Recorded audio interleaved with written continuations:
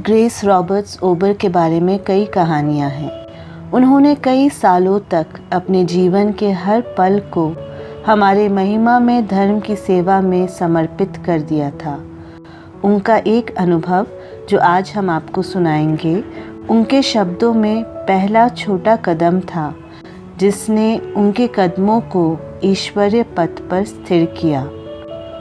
Grace को धर्म का परिचय प्रारंभिक समर्पित बहाई लुआ गेत्सिंगर से प्राप्त हुआ और ग्रेस ने तुरंत बहावला को स्वीकार कर लिया था और एक बहाई बन गई।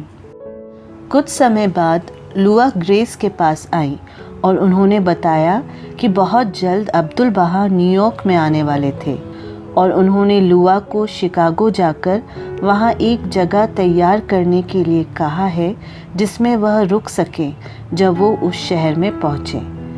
क्या ग्रेस लुआ के साथ शिकागो जाना और इस तैयारी में मदद करना चाहेंगी?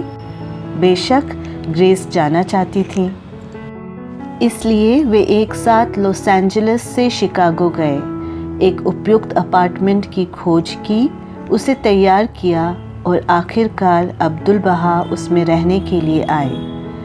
जब उनका शिकागो में आवास लगभग समाप्त होने वाला था तो अचानक एक सुबह ग्रेस को एहसास हुआ कि इसका अर्थ होगा अपने पूर्व नीरस मृत समान जीवन में वापस लौटना और इस स्पष्ट और उज्जवल महिमा को छोड़ना जिसमें वो जी रही थी जब वे लुआ के साथ अब्दुल बहा के लिए घर संभालने में मदद कर रही थी।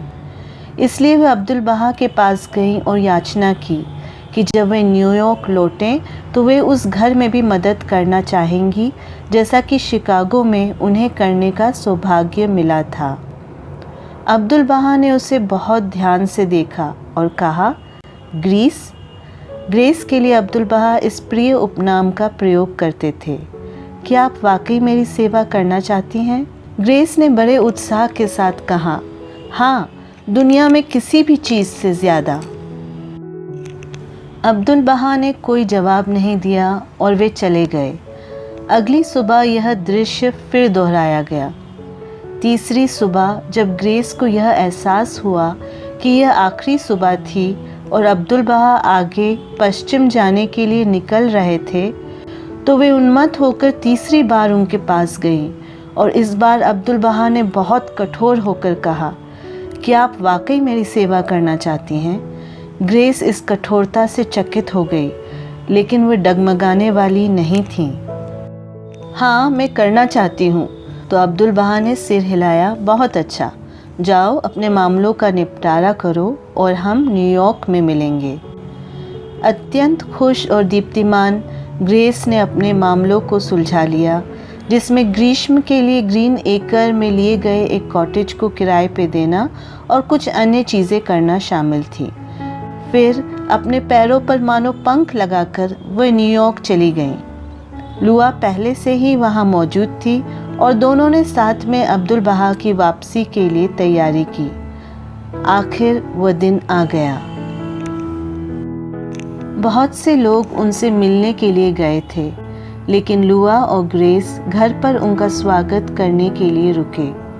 दरवाज़ा खुल गया, वो अंदर आए और उन्होंने लुआ का गर्मजोशी से स्वागत किया और ग्रेस को ऐसे देखा मानो वो एक अजनबी हो और चले गए। ग्रेस चकित थी, वो चक्की रह गई। क्या उन्होंने उसे नहीं पहचाना? क्या वे उसे भूल गए थे?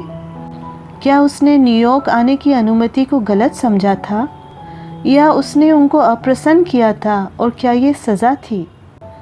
जो कुछ भी था वो बिना किसी रुकावट के रोज़ चलता रहा। बाद के सभी दिनों में भी अब्दुल बहा ने कभी भी शब्द या नज़र से ऐसा नहीं दिखाया कि वे उसे किसी भी तरह से पहचानते हों, सिवाय काम देने के लिए। जब भी वह किसी भी दिन आराम करती, लुआ के माध्यम से तुरंत संदेश आ जाता और उसे किसी नए कार्य में और अधिक मेहनत करने के लिए लगा दिया जाता। उसने आधी रात की देर बाद तक भी उस घर में काम किया, सफाई, खाना बनाना, घिस कर साफ करना, और फिर वह सुबह 5 बजे उठकर सब फिर से शुरू कर देती। उसने ऐसे काम किया जैसा उसने अपने जीवन में पहले कभी भी नहीं किया था और अब्दुल बहा उसे पूरी तरह नज़रअंदाज कर रहे थे। यदि वे कभी आमने सामने हो जाते तो वह उसे निकलने हेतु रास्ता देने के लिए अपना जामा खींच लेते और उनकी नज़रें उसकी तरफ ऐसे देखती मानो वो वहाँ हो ही ना।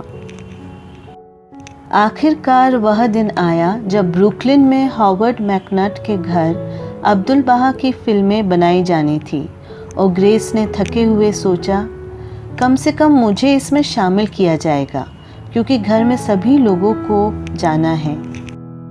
लेकिन सबके जाने के निर्धारित समय से 1 घंटे पहले लुआ ग्रेस को यह बताने के लिए आई कि अब्दुल बहा ने महसूस किया है कि किसी को घर पर रुकना चाहिए उन 2 महिलाओं का स्वागत करने के लिए जिनके आने की उस सुबह उम्मीद थी और इसके लिए ग्रेस को रुकना था। और जब गाड़ियां जाने लगी, ग्रेस सीढ़ियों की उड़ान के शीर्ष पर खड़ी होकर उन सभी को जाते हुए देख रही थी। फिर वे मुड़ी और खाली घर में चली गईं। एक पल के लिए वो वहाँ खड़ी रहीं, निराशा और मायूसी और अकेलेपन की भावना से लड़ रही थी।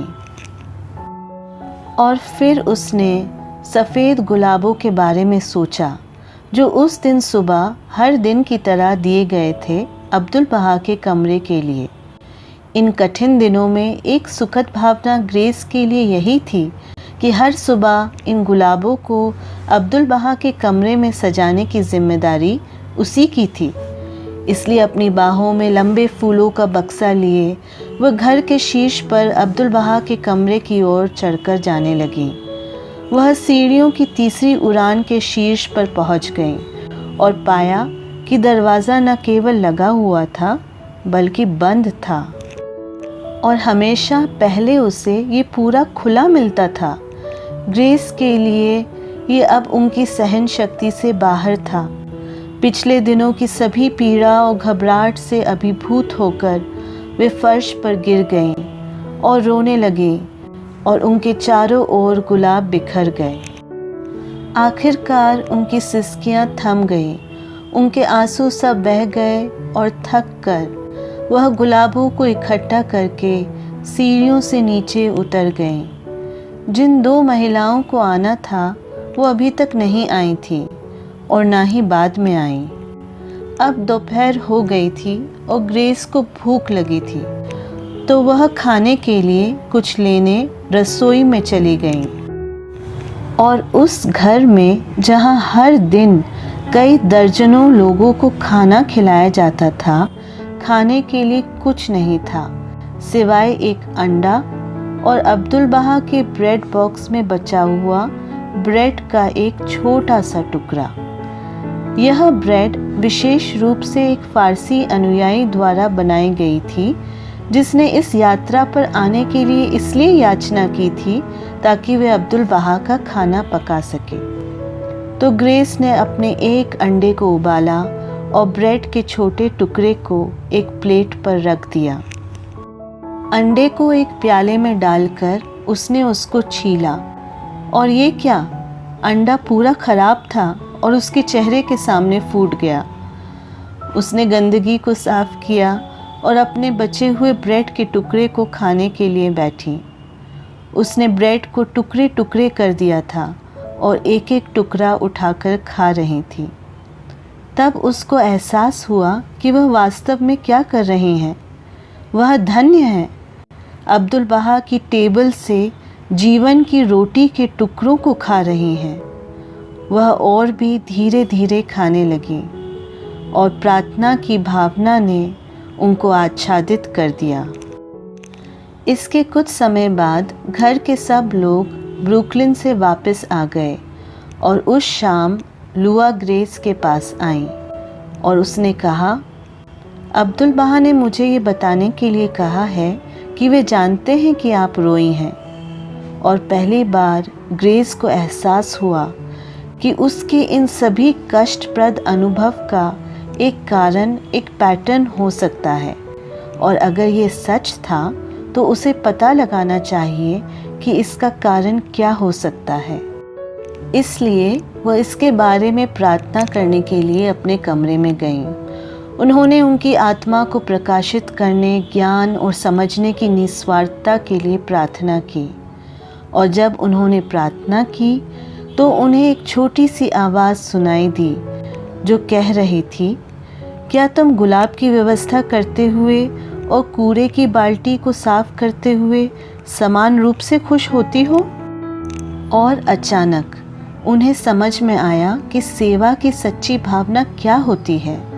वह यह कि सेवा करते हुए निस्वार्थ आनंद में ऊपर उठना, भले ही सेवा कोई भी रूप ले। और जैसे ही इस सच्चाई ने उन्हें आच्छादित किया, वे आप्लावित हो गई, प्रकाशित हो गई। द्वार खुला और अब्दुल बहा ने कमरे में प्रवेश किया। उनकी बाहें फैली हुई थी और उनका प्रिय चेहरा गौरवान्वित था। स्वागत है, उन्होंने ग्रेस से कहा, ईश्वर के साम्राज्य में आपका स्वागत है। और उन्होंने उसे अपने पास बुलाकर गले लगाया और फिर कभी भी उसे अपने से दूर नहीं किया।